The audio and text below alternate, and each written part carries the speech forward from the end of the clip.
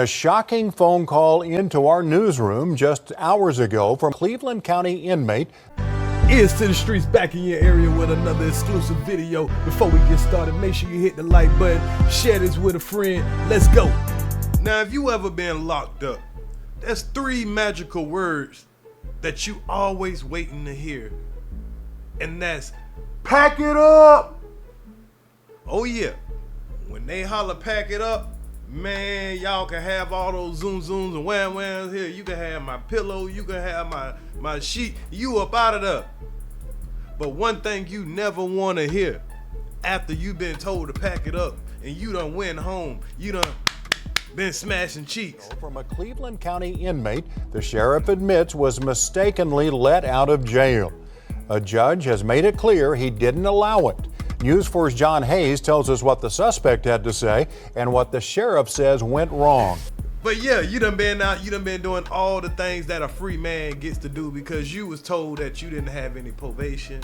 You didn't have anything that you were obligated to do. You was a free man. And then you get a call saying, hey, we made a mistake.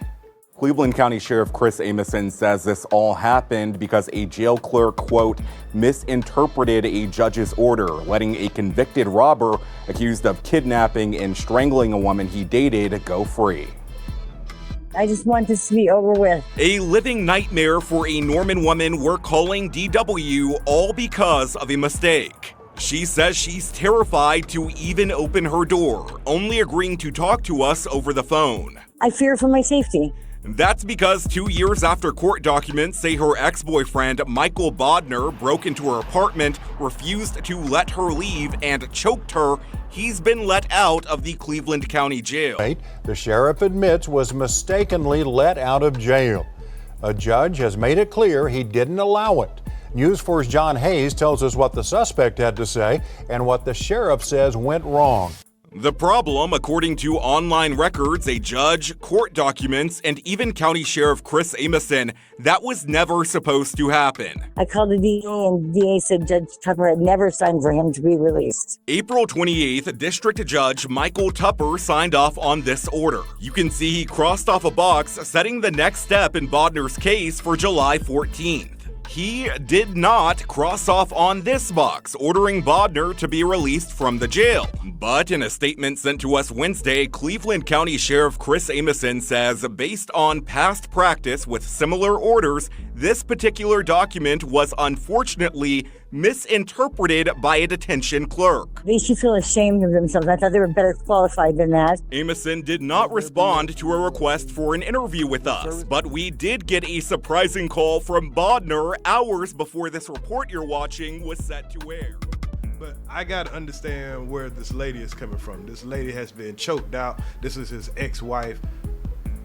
He broke into her place. She has to be petrified that this guy is on the streets, but they trying to act like they don't want to say her name, like he don't know who she is. But I don't want the news to just say something bad about me. They let me out. He disputes DW's allegations and says he wasn't given any conditions when he was released months ago, so he assumed the charges were dropped. If somebody made a mistake, somebody needs to be held accountable for what they did. This isn't fair to me. This isn't fair to my mental state. This isn't fair to anybody around me. not only in 2025 will somebody that get let out of jail, break out of jail, they get to call in and plead their case, man. I don't want the news to just say something bad about me. They let me out. He disputes DW's allegations and says he wasn't given any conditions when he was released months ago, so he assumed the charges were dropped. If somebody made a mistake, somebody needs to be held accountable for what they did. This isn't fair to me. This isn't fair to my mental state. This isn't fair to anybody around me. Oh, because of a mistake. The jail has been making mistakes. And I want that to be known also. Now, a warrant has been issued for Bodner's arrest. He told me, though, he plans to turn himself in the next day or two after he takes care of some things, including saying goodbye to his family again. Now, what you mean, turn yourself in? Turn myself in.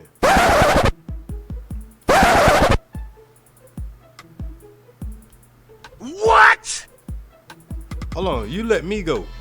So you gonna have to get on your job Come and catch me. I'm the gingerbread man. Catch me if you can.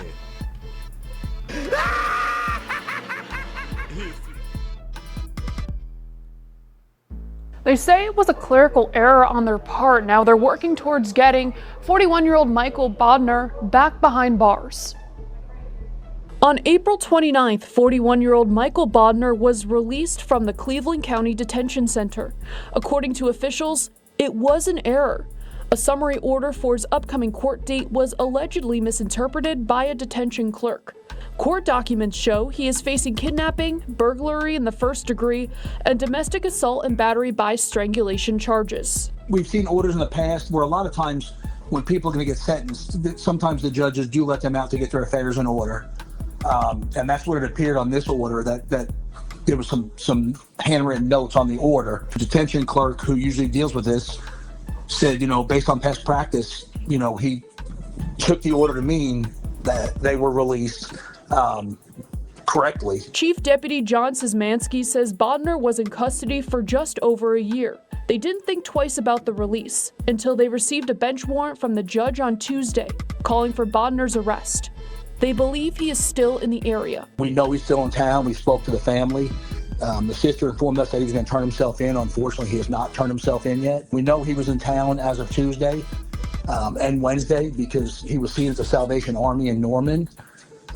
He went in there. We have confirmation that he was there, and he shaved the beard. So he's tried to change his appearance a little bit, which leads us to believe that he's probably trying to hide out and change his appearance a little bit. Sheriff Chris Amison wasn't available for an interview Friday, but confirmed they are working to review their procedures to make sure this mistake doesn't happen again. We've tried to have some safeguards in place now where we will contact the judge's chambers and either speak with the judge himself or herself and either or their bailiff, somebody that works for the judge. Anyone who sees Bodner is asked to call 911 and to not approach him. His family confirmed to the office he will be at his scheduled court date in July. Now I'm told he pled guilty to a probation violation. Reporting in the newsroom, Olivia Hickey, KOCO 5 News.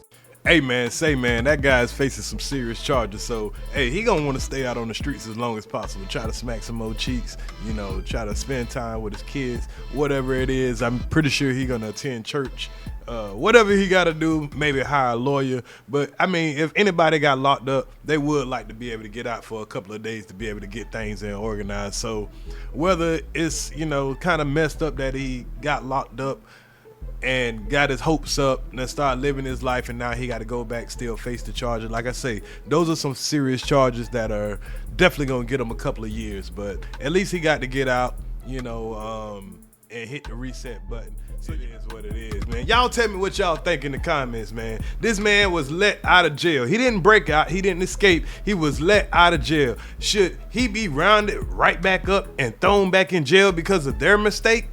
Y'all tell me what y'all think in the comments. Ears to the streets, I'm out your area. Gone. Run, bitch!